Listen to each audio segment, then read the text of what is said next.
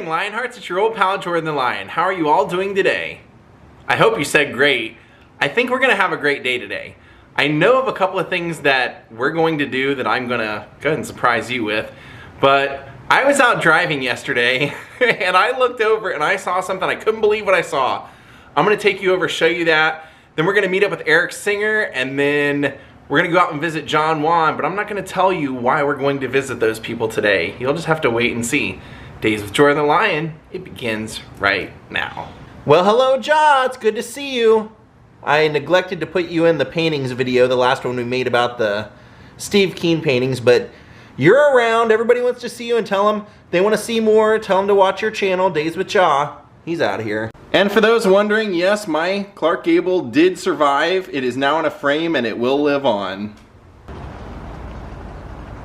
Okay, so I'm a subscriber of this person's YouTube, but I have kind of a history with them. I'll tell you about it when we get over here.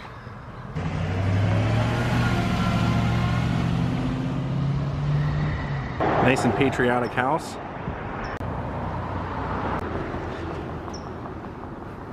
Nice touch. I love it.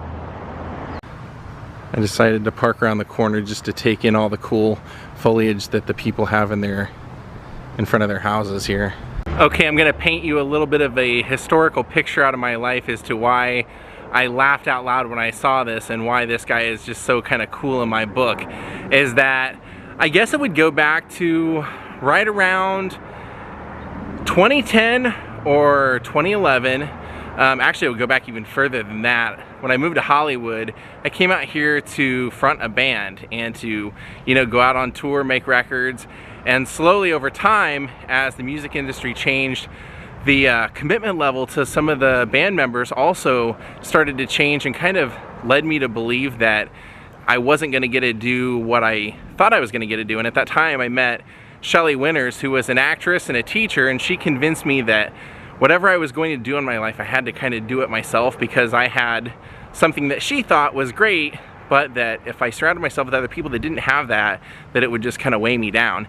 And so when she passed away, I had to, I was taking normal jobs like anyone. I had a night job where I was delivering food in the evening, and having that kind of schedule, I just kind of lost hope on doing anything with my personality. Now, around 2010, I discovered podcasts. Now, I don't know how exactly it made me think of it, but a friend of mine had once interviewed a guy named Joey Diaz, and this guy had such hilarious stories that I remember my friend Kevin and I had run into Joey one day out on the street, and I remember thinking, what happened to that guy? I haven't seen him in like 3 or 4 years. So I looked him up, and he had a podcast out there called Beauty and the Beast, and it was the first time that I'd ever listened to a podcast. And since I was working nights, that became my ritual, was just to listen to every single Beauty and the Beast podcast that they made. And they had Bert Kreischer on, and Bert Kreischer was somewhat of as a life story, a bit of a catastrophe. He was very funny, but just always kind of did the wrong thing, and was always kind of the life of the party though because of it. And it had led him down different avenues to eventually him becoming a stand-up comedian and getting to host shows on the Travel Channel, and basically getting to live out his life being himself. And listening to him and Joey talk on that podcast always made me think, God, there's not a total loss in hope. I still could do something with my personality if I'm motivated enough to do it. And I went on email and I sent Joey Diaz a message, just told him who I was, what my life was like, and what I wanted to do. And I said, I have no idea how to begin accomplishing that at all. And he sent me back an email, told me what I should do, gave me like an actual step-by-step guideline as to what to do to change my life, specifically for what I wanted to do. And I started following that, and my life did change. Bert Kreischer was part of that as well, because one night Joey sent me a message and said, hey, I'm doing a show at the Ice House. I want you to come. I want to meet you. So I went out there to meet him, and I also met Bert Kreischer. Now, the funny story about Bert Kreischer was that he and I were standing side by side as Joey was taking photos with fans. This was when he used to take photos with fans before the show as well. And I'll never forget Bert pulling out his phone, looking at it, and his face going from this to oh my God. And he looks over at me and he shows me his phone and it said, Vanilla Ice is now following you on Twitter. And he was all excited because Vanilla Ice was following him on Twitter. I don't know if this was his old house or his new house, but this is Bert Kreischer's touring bus, his comedy bus. If you don't know Bert Kreischer, he hosted a couple of shows on the Travel Channel, Hurt Bert and Trip Flip, but he also is a pretty well-known comedian in his own right. Look up on YouTube, Bert Kreischer, The Machine. Isn't that great? Yeah, I know he was, he took this out on tour like right before the world shut down and was vlogging from this thing. Like I said, I was driving by and I just happened to notice this here and I said, oh my gosh, that's so funny, I have to put it on. It's too great. I'll show you it from the other side as well. So the other funny story that I have with Bert is that when he started Trip Flip, he announced on Joey Diaz podcast, or maybe it was Rogan, that he was going to be going down to the Santa Monica Promenade and trying to find people to be on his show. And what this show was, they surprised you by taking you off on some adventure and surprising you in some city with a series of things that you just never would expect you could do. And I thought, this sounds awesome, I would love it. Plus, you got like, I think it was a 3-day trip and they paid you and all this stuff. So my friend and I went down, because you had to do it as a pair. My friend and I went down and I wore a Joey Diaz shirt down to the promenade, and Bert saw it and lost his mind. He's like, oh my God, I have to put you on camera. And they did interview me. I was really hoping they were gonna pick me, but they ended up not picking me. But what ended up happening was he goes, oh, I gotta post this on Twitter. So he took a picture of my shirt and posted it and tagged Joey Diaz, and then Joey Diaz responded almost right away and said, that's my man Jordan. So I was like, oh man, I for sure I'm gonna get on this show. But one of the questions he asked was, are you afraid of heights? And my friend said no, and I said yeah. And they ended up never calling or anything, and I was like, oh, I thought for sure we were gonna get it. And then I found out from Bert later, I saw him somewhere and mentioned it to him, and he said, oh, the one that we wanted you for was New York City, and we had the people that we took, they got to do batting practice on the field at Yankee Stadium, but he said we couldn't pick you because you those people had to scale a building that was like 3 or 4 stories high from the outside or something like that, and we were afraid you wouldn't do it. And I was like, oh man, probably so. But driving around, saw his bus here and it's got the Bertcast logo. Just thought I'd put that on there. Wow, he lives on a really, really nice street, and I'm surprised to see even tennis shoes hanging in his neighborhood. Check out that car, isn't that great? Whew, smoking.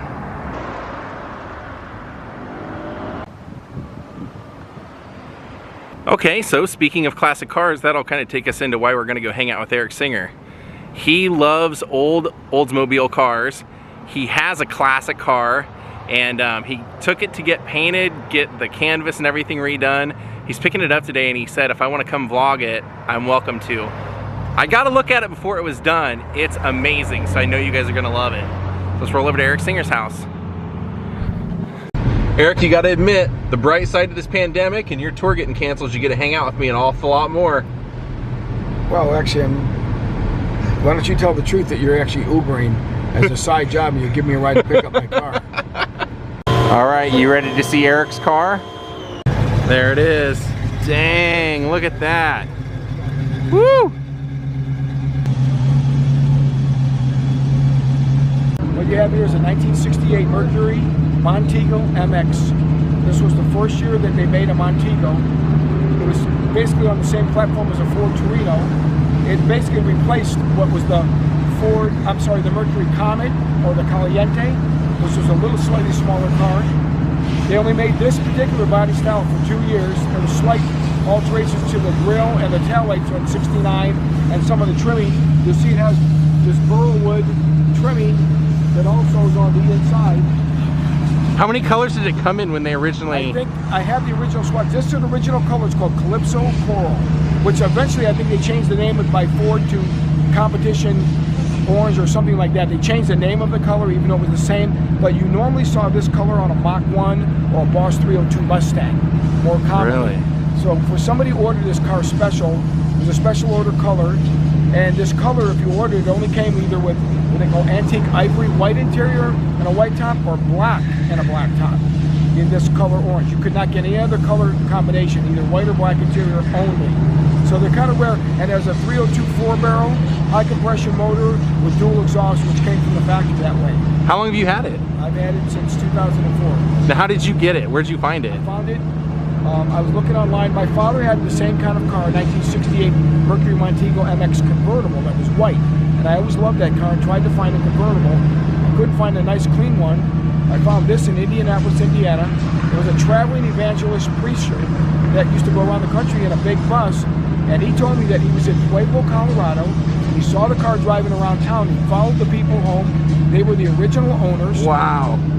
And he bought it off of them, but he really wanted he said he wanted a mid-60s Comet or Caliente is what he really looking for, but he bought this because it was just so special and clean.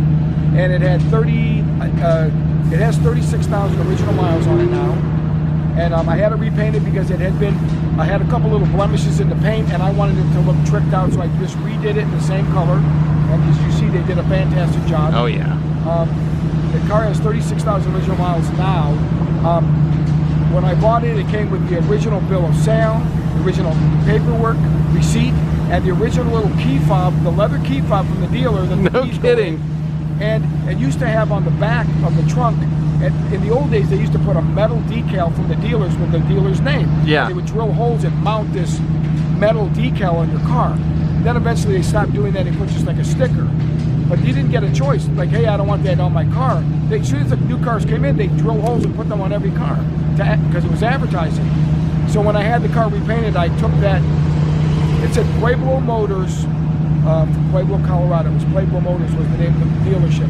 I took that off because I wanted to keep it real clean. But this is exactly how the car was originally.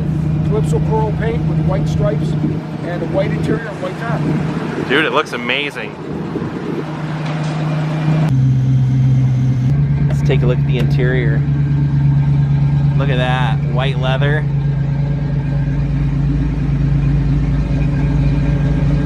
Oh man.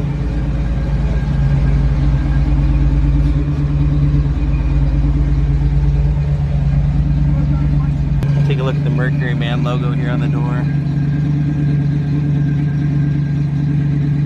Man, take a look at that guy. Like I said, he loves Oldsmobile, so this is a Mercury Montego.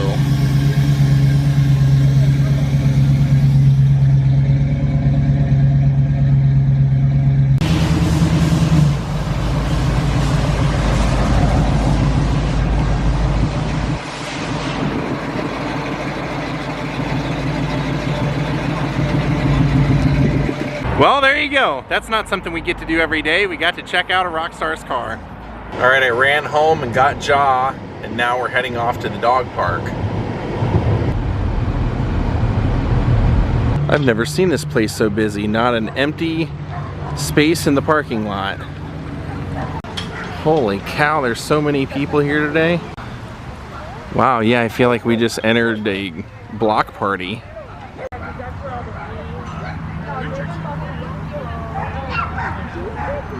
Jaw's getting some attention over there.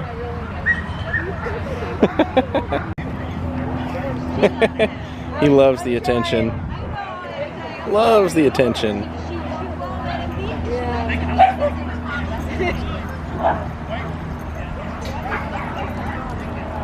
He's gonna love this little puppy.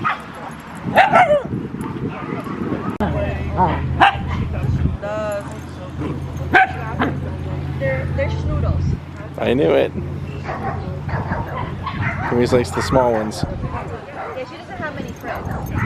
She likes mochi, but it's too hard sometimes. See if I can't get him to go over that little ramp today.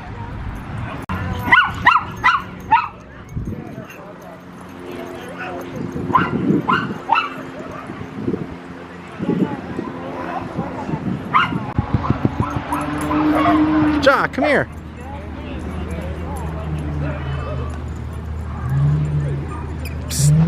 Chuck, come here. You're going the wrong way. You're going the wrong way.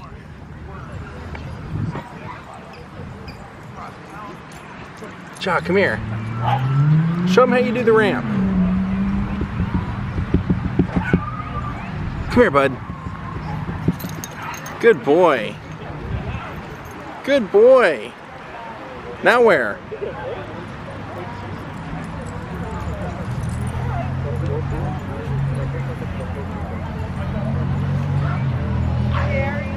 Which way are you going down? How about here? Come here.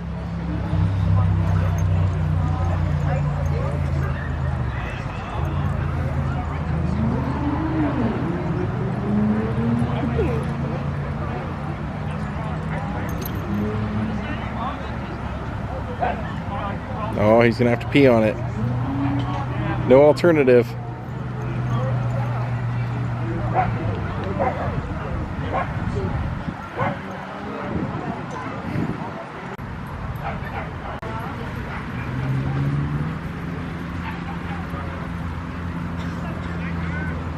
All right, jump through there like a horse. Alrighty.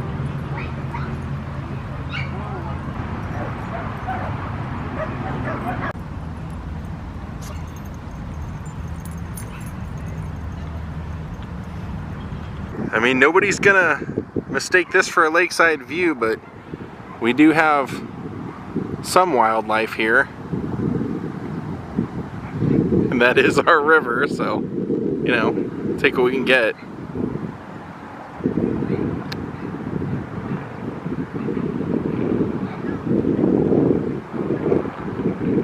Even he's probably thinking, how did I end up here? Hey, Ja, what do you think? Are you ready to go? I gotta go to John Juan's house tonight for a little celebration. You ready to rock? Let's do it. He hates to leave because there's just so many freaking dogs. He has to come say hi to all of them on the way out. So now we're gonna head off to go visit John Juan. I'm gonna recommend that John should put in a pool. What do you think?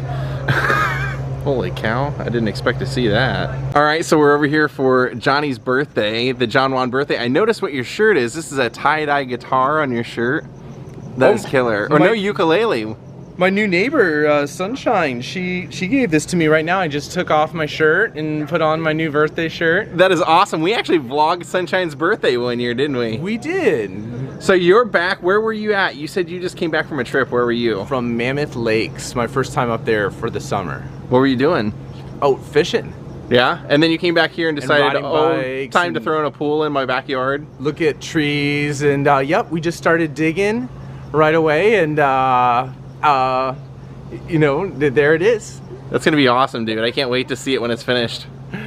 You always have a project. I don't think I've ever been over here at any of your houses when you're not doing something. You're not tearing something apart or rebuilding something. Well, obviously we've been working on that for a while, but I just got in from Mammoth and I'm so stoked you came by just on the nickel. Yeah, now we're just having a party night, yeah. Yeah. John's gonna do a little bit of a birthday shot with everyone. Patron? Yeah, you do have some choices, huh? Happy birthday. Happy birthday. Happy birthday. Happy birthday. You. Awesome. Love you guys. Ooh. I think it's called Concerts in Your Car. Yeah, I was just talking to Amy about this. Like, what are going to concerts in your car like? Like, do you feel like you're at a concert? What's... It's like a combination of a drive-in movie and a concert. So you tune into the radio dial, like and then you just crank the system in your car. We saw Queen Nation, and it was good. I mean, it's like we're all starved for entertainment. It was fun to see people performing live. The sound was actually better than I thought. But you're trapped in your car. You don't get up and go get drinks. So you don't this. like. You bring your own drinks. You bring your own drinks, food. but when the song's over, instead of like clapping your hands, everyone honks their horn. Okay, okay. And everyone blinks their lights when they like something as opposed to. But like a lot of people at concerts, they start dancing, they start moving around. Were you seeing people get out of their cars at all, or? They have security that is like you have to put a mask on. So if you want to go to the bathroom or something, but for the most part, if you were hanging out like a tailgate, yeah, with sitting in the back of a truck. You just Putting have to wear a chairs mask out, on. wear a mask. Okay, and then now, like nowadays, concerts are like $100 a person. What were they charging for this? So we saw Queen Nation, a tribute band, and it was like $75 for like second row. Per person or no, for the whole vehicle? for the carload? So you have Okay. 4 people in it. Drive-in style. Okay. Uh-huh. Interesting. So I mean, look, it's 2020. We got to make the best of things. And right, and you don't like see the band in front of you, but you see it on screens, right? No, we you see saw it in we front were of us. close enough that they were. You could actually see them on the Yeah, stage. they were doing the moves, but they had the big screen, and then I also have like a Zoom that you can log into, so they would throw up shots of everyone in their car, like rocking out. Oh, okay. Which is fun. Okay, interesting. So it's 2020. It's the way It is what it is, It right? is what it is. It's I'm just better the reason than I ask nothing. is because I'm like, I don't know if I can think of seeing Kiss or Rolling Stones like that. I don't know if I don't know can get they it do like that. Third Eye Blind was playing at the. I think it was part of the Ventura County Fair. Okay. Well, Queen Nation they're a phenomenal tribute band, and they're playing Is all the the Queen fair songs. drive-through? Well, it's at the fairgrounds is where they have the whole thing up. So, yeah, I mean, we got to make the best of things. It was better than not seeing it. We had a great time. Yeah, there you go. Like, you guys had a great time. I was just curious because I was sitting there thinking about that. I'm like, concerts became, hundreds of dollars per ticket. Oh, yeah. Totally. Box seats, Oh, we got spending money on drinks, getting up, going to buying t-shirts. Like, what is that like now? Yeah, Like, but you also want to support these bands, right? Right. If this is the only opportunity they have to make money and go out and play, then you want to support that too. that's true. I'm guessing there's a lot of drunk drivers leaving this event, We got a though. hotel down the street. Yeah, we were- Good. Okay, you were responsible. so, we drove 0.3 miles to get home. yeah. There's that no night. walking home, I guess, because you drove there. Then I moved to Venice, and then he was right Down next the to me, street. unplanned. Then we Not as moved. close as Then I we moved was. to Mar Vista, and then he's always a block away. always 1 block away. He follows you. Mar Vista 1 block in away. Indiana. You were. Yeah, it was a you were 7. across the street. That was right? across the street. That house is gone, by the way. Got torn down. Indiana and West LA? All right, my friends, I hope you enjoyed this wacky day. This one was kind of all over the place, but sometimes it's fun to have days like that. I love an unplanned day. Sometimes I forget that how much I love an unplanned day, but this was one of them. I wasn't even gonna vlog today, and I don't know. I woke up and just said, let's go with it. Let's see what happens. So I hope you enjoyed this. Want to thank Troy Haas, Tammy Jimenez, Randall Brown, Sky Mary, Tina Eller, Bryant Young for becoming my newest patrons, and oddly enough, after I left taking a look at the Bert Kreischer bus, I texted my friend Sam Tripoli, who's a good friend of Bert's, and said, hey, I just put Bert's bus on the vlog, do you think he'll mind? And about an hour later, Sam texted back and said, hey, I just talked to Bert. He's actually taken off tonight to go on tour, but he said when he gets back, you can come and vlog with him on the bus. He'll take you on the bus, no problem. So I guess I'm glad that I stopped and did this today. So we'll have that to look forward to in the future. Thank you everyone for watching.